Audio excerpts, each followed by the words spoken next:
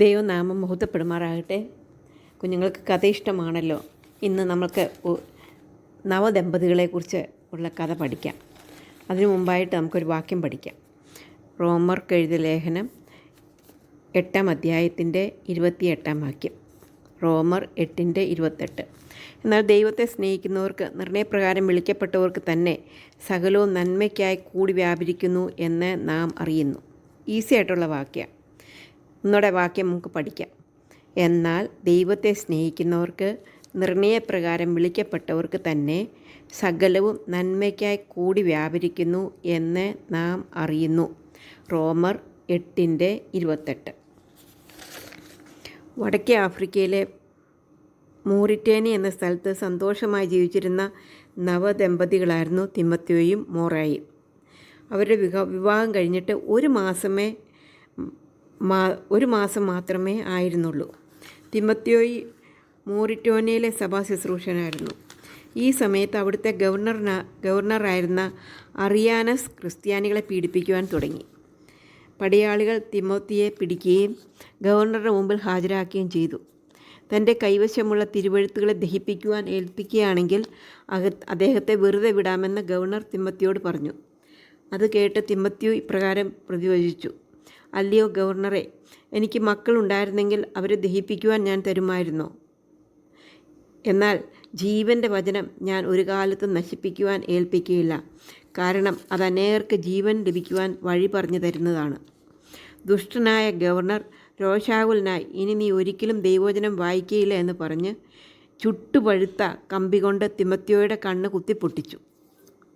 കഠിനമായ വേദനയുടെ മധ്യത്തിലും ധൈര്യത്തോടെ നിൽക്കുന്ന തിമോത്തിയോയെ കണ്ട് ഗവർണർ ശുഭിതനായി തിമോത്തിയോയുടെ കഴുത്തിൽ വലിയൊരു ഭാരം കെട്ടിയിട്ട് തല കീഴായി തൂക്കിയിട്ടതിന് ശേഷം അദ്ദേഹത്തിൻ്റെ വായിൽ ഒരു വടി കടിച്ചു പിടിപ്പിക്കുകയും ചെയ്തു.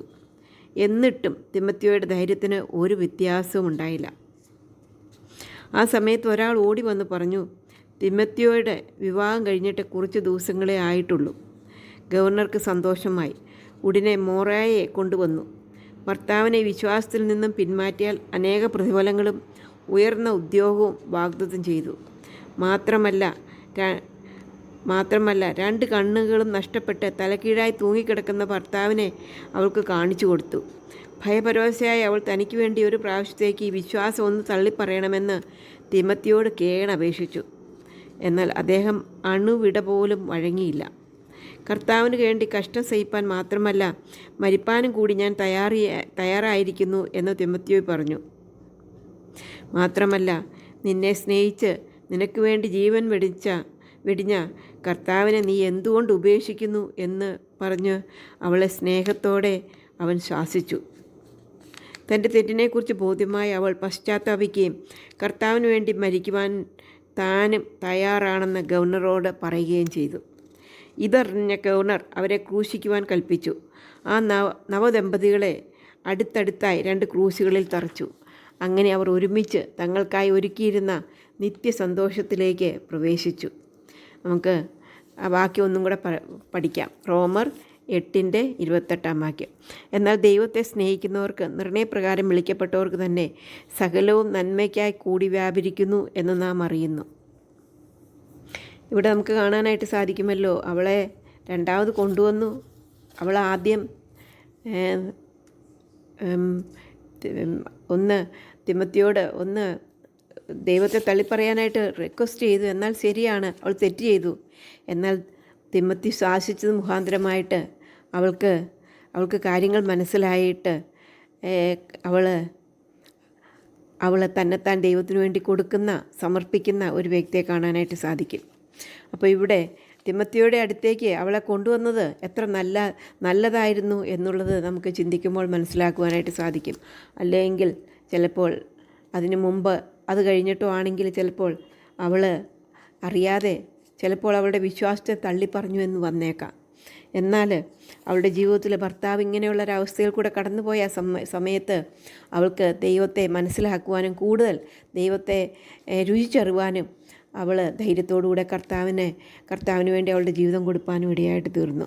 നമുക്ക് പ്രാർത്ഥിക്കാം. സ്നേഹവാനായ ദൈവമേ, ഇന്ന് ഞങ്ങൾക്ക് തന്ന പാഠത്തിനായിട്ട് ഞങ്ങൾ നിന്നെ സ്തുതിക്കുന്നു. ഞങ്ങളുടെ ഏത് സാഹചര്യങ്ങളുണ്ടായാലും കർത്താവിനായിട്ട് നിലനിൽപ്പാൻ ഞങ്ങളെ സഹായിക്കണമേ. തെറ്റുകളും കുറ്റങ്ങളും പാപങ്ങളും ഞങ്ങളോട് ക്ഷമിക്കുന്ന കർത്താവായിട്ട് അങ്ങുള്ളതുകൊണ്ട് ഞങ്ങൾ നിന്നെ സ്തുതിക്കുന്നു. കർത്താവേ, ഞങ്ങളുടെ ജീവിതത്തിൽ ഏത് സാഹചര്യങ്ങളുണ്ടായാലും കർത്താവിനായിട്ട് നിലനിൽക്കുവാൻ, ഞങ്ങളുടെ ജീവൻ പോകുമെന്ന് വന്നാലും കർത്താവിനെ തള്ളിപ്പറയാതെയായിട്ട് ജീവിപ്പാൻ ഞങ്ങളെ സഹായിക്കണമേ. ഞങ്ങൾ ടെംപ്റ്റേഷനിൽ നിന്ന്, പരീക്ഷകളിൽ നിന്ന് ഞങ്ങളെ വിടുവിക്കണമേ. കർത്താവിൻ്റെ കുഞ്ഞുങ്ങളായിട്ട് ജീവിപ്പാൻ സഹായിക്കണമേ. ഞങ്ങളുടെ പ്രിയപ്പെട്ടവരെ സൂക്ഷിക്കണമേ. പ്രാർത്ഥന കേട്ടുകൊണ്ട് സ്തോത്രം. യേശു കർത്താവിൻ്റെ നാമത്തിൽ താഴ്മയുമായിട്ട് അപേക്ഷിക്കുന്നു. ആമേൻ. കുഞ്ഞുങ്ങൾക്ക് കഥ ഇഷ്ടമുണ്ടെങ്കിൽ എന്ത് ചെയ്യണം? ഷെയർ ചെയ്യണം, സബ്സ്ക്രൈബ് ചെയ്യണം. അതുപോലെ തന്നെ ബെല്ലൈക്കണിൽ അമർത്തിയിട്ട് ഓൾ എന്ന പ്രൊവിഷനിലും കൂടെ കൈ അമർത്തുമ്പോൾ ആൻറ്റി എപ്പോഴൊക്കെ ഇടുന്നു അപ്പോഴൊക്കെ നിങ്ങൾക്ക് ഈ കഥ കിട്ടുവാനായിട്ട് ഇടയായിട്ട് തീരും. Okay, may God bless you all. Bye bye.